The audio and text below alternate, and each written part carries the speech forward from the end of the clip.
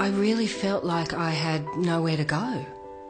After 5 months of my baby being sick day in and day out, I was just exhausted, totally spent. It just wore me down.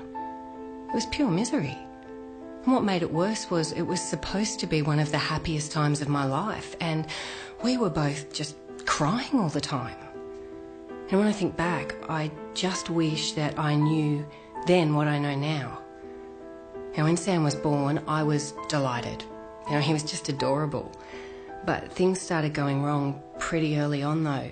Sam was always screaming and crying, and my doctor told me not to worry about it, said some babies just do cry a lot. My mum and my sister said the same thing, so I thought, well, hey, just go with it and cope as best I could.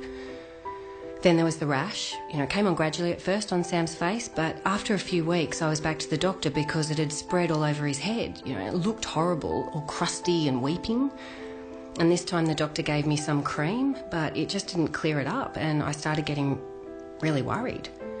My friend Jess suggested I ask Dr. Google, so I looked up the symptoms on the internet, but it didn't really help much though, so I was back to the doctor. And this time she sent me to see a dermatologist, but that turned out to be really confusing because he said that Sam had eczema and prescribed a different cream. As well as the rash, Sam had a refluxy type thing, so I went back to the GP for a 4th time, and poor Sam, he was put on a soy formula. I'd stopped going to the mothers group by now. I had to. All the other mothers had these perfect babies, and I didn't. After 5 months, I was finally referred to a paediatrician who told me that it looked like Sam had cow's milk allergy.